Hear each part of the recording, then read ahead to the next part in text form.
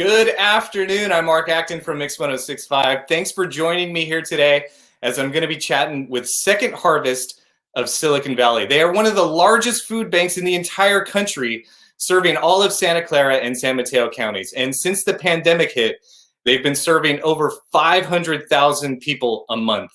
So joining me today to talk about how they can help you, how you can help them, is their Chief Philanthropy Officer. I hope I got that right, Kat Cvengros.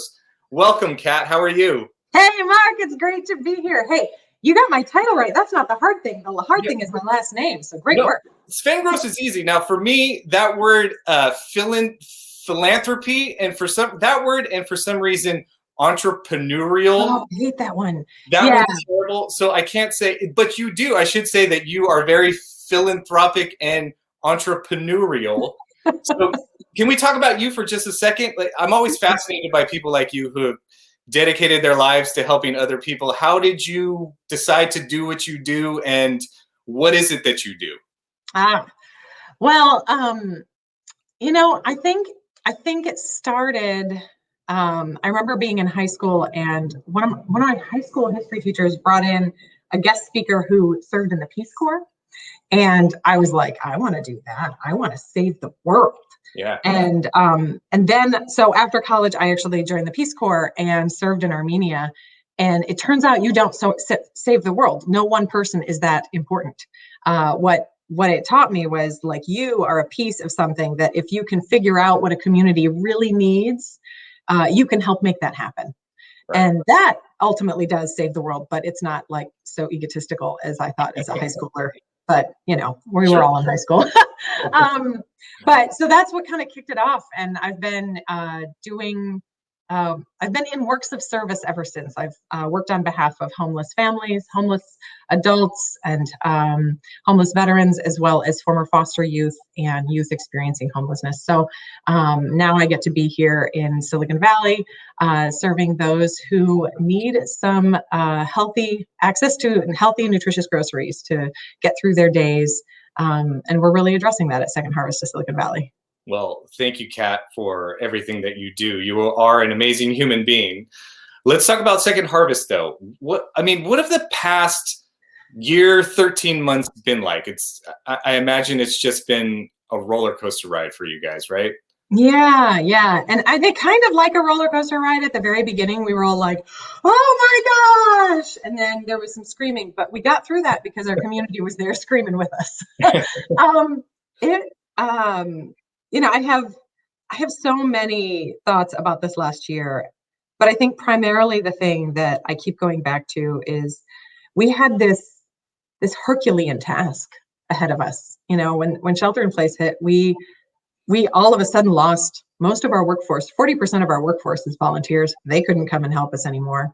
Yeah. And many more people needed support because they lost their jobs, or they couldn't go to work because they were, in a high-risk group, or any number of things. And so it was this confluence of increased need and that loss of volunteer help. And but the thing is, it wasn't so big that we couldn't overcome it.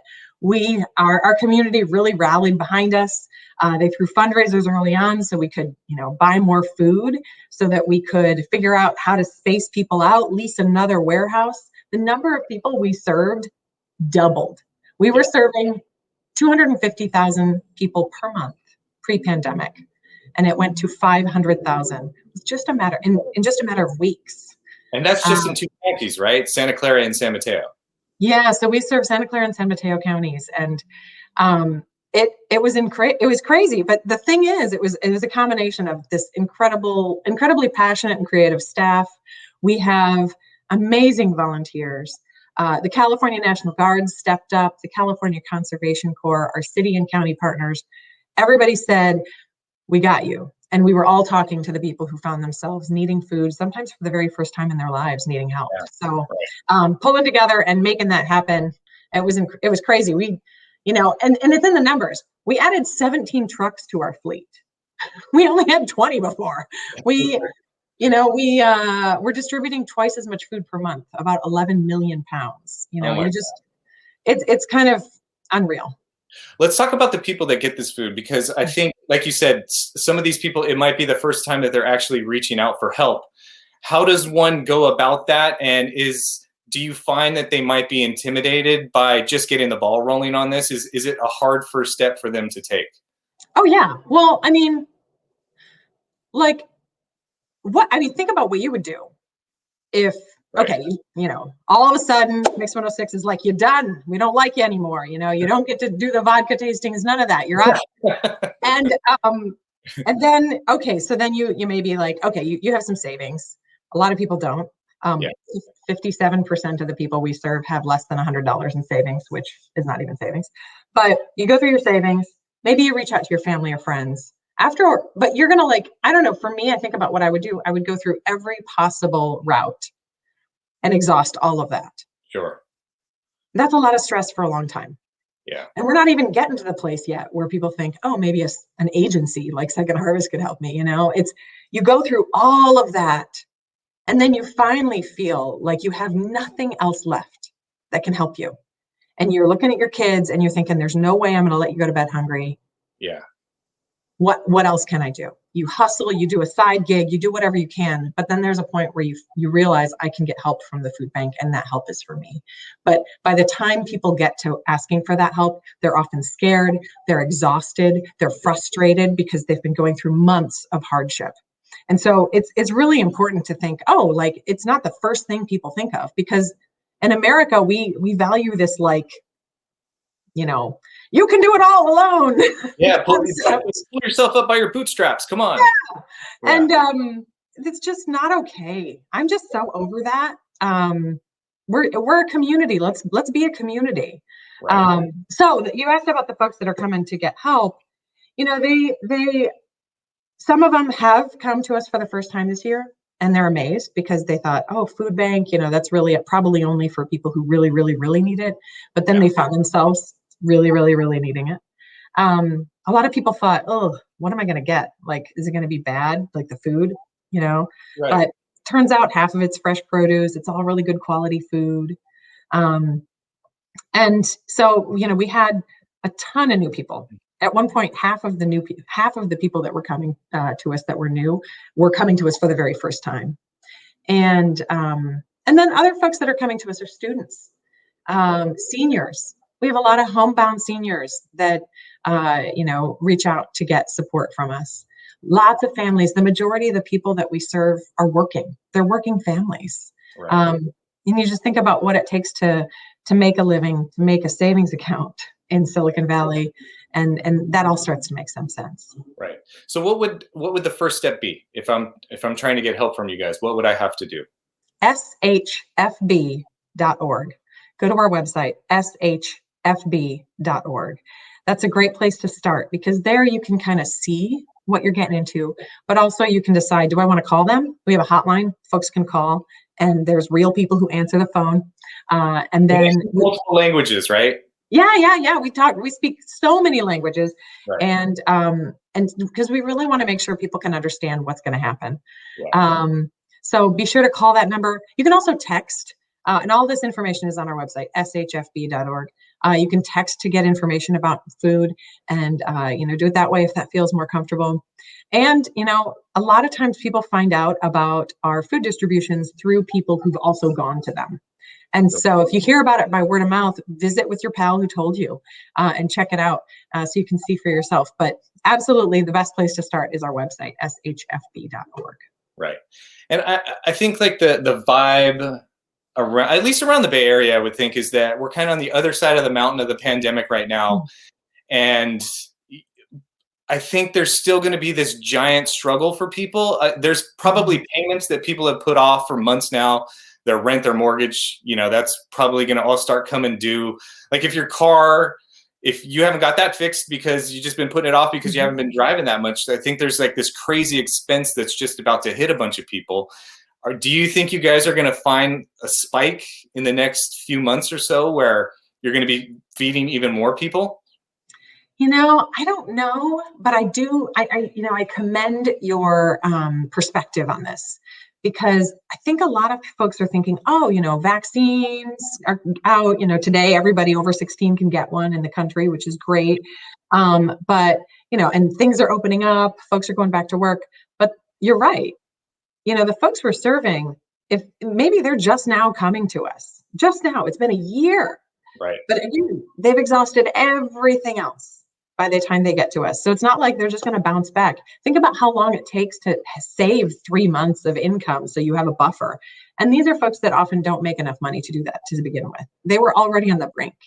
Right. And so this extended kind of trauma on their personal finances isn't going to bounce back. Sure. So people are going to continue to need us for the first time, but I can't say that there's going to be a spike, but I do not expect our numbers to go down significantly. And that's a big deal for our community, because that means we need to maintain this level of support to 500,000 people every month. About 29% of them are children. And we're going to have to continue that for the long run, and into many, many months, perhaps a few years from now. And we know that because when we had a recession before in 2008, food banks, responded, but everybody was kind of hit hard back then. But this time, some folks could work from home. A lot of people have saved money. So there's this uneven hit from the economic crisis caused by COVID-19. And it's hit the folks that couldn't receive that blow the most. Right. How do the people watching right now, the people that are going to watch this when it's been recorded, so many people want to help. What is it that we can do to help you guys? We need volunteers. First, just thinking, let me back up. First, sure. Just thinking about the people we serve, putting like a personality to them, putting a life behind every kind of face of person that comes to get food. There's a family, there's a life story, there's hopes and dreams, and kind of remembering that and centering around that. That's actually what I need first. Yeah. And then that's a great point, because I think you should have that. When we're talking on the radio, we're taught to talk to one person and imagine who that person is. That's like what people should be doing when you're thinking about who they're going to help by volunteering their time or donating money to Second Harvest of Silicon Valley. It's like, who is this person that I'm going to be potentially helping? Picture that person, right? Yeah. I think that's a great way to go, because these aren't numbers. We tally them in numbers, but that's not the story. Yeah. That 500,000 people, that's not there. That's 500,000 stories. Sure. So yeah, I think of the people that are coming to us and what it might take to get to the place and how much courage you need to ask for help. And then we desperately need volunteers. Right now, our biggest need is volunteers at our distribution sites, which is where you take boxes of food and you put them into cars. You might check people in as they drive up. You might direct traffic. Don't worry, we train you on all this, and you get like a really bright vest. We're not putting anybody out there. But there's lots of different duties at our distribution sites. Some of our distribution sites are walk-up, but a good majority of them transitioned to drive-throughs during the pandemic, and we're keeping those like that for now. Okay. And the other thing we need volunteers for is actually boxing up that food. And that we do that at our warehouse in North San Jose. And you can find out about that at our website, shfp.org. Do the distribution sites, do they change? Do you guys move around, or are they pretty standard where they are? They're pretty standard. If you think about it, if you're signing up to get food, you want to know that you can get it at the same place every week or every 2 weeks, because that kind of regularity provides stability and consistency in the lives of folks who are often experiencing a lot of instability. And so the majority of them stay in the same place. And we have about 300 partners throughout Silicon Valley that help us distribute this food. And so all of our trucks take all of that beautiful fresh produce, all of the healthy grains, chicken, poultry, eggs, and we get that out to those distribution sites in those boxes. Yeah. If I wanted to volunteer, what would that day look like for me? Oh, well, first you'd wake up knowing that you were going to have a great day. Because our volunteer engagement team is amazing, but each distribution looks a little different. And so, you know, keep that in mind. If you've been to one, it might look different at another one just because the layout of the parking lot or, you know, the clientele they serve or who knows. But generally speaking, your day would look like wearing, you know, shoes that are comfortable and clothes that are comfortable, stuff you can squat in and be, you know, you might wear layers if you get, you know, put up in Daly City versus down in Gilroy. Yeah, right. And but you know, at our distribution site, it would look like a shift of about 3 hours, sometimes more. It just depends. And it's the same for our sites at our warehouse. And you know, you're going to get there. You're going to have socially distancing. You'll have to wear a mask and do all the things that we've kind of gotten used to at this point. And you can. Everybody should be able to. That seems like so easy, right? Mm-hmm. Just 3 hours. And it's fun too. I mean, Yeah. you're there with a whole bunch of people who want to, you know, bring their community together for good.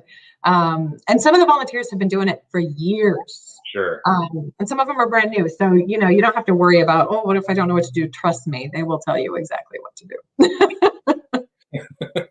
Kat, is there anything else that you'd like to share with us? Anything that I missed? Maybe some final thoughts? I think really, I just want to say thank you. You know, we've doubled the number of people we serve. We're distributing twice as much food. It's costing us twice as much to do it. And I'm just so grateful for you and your colleagues and all of the outreach we're doing to get word out, both for folks that might need support and also for those that can offer some help to those in time of need right now. So thanks again. I really appreciate it. Kat Cvengros, the Chief Philanthropy Officer of Second Harvest of Silicon Valley. Thank you so much. Thanks so much, Mark.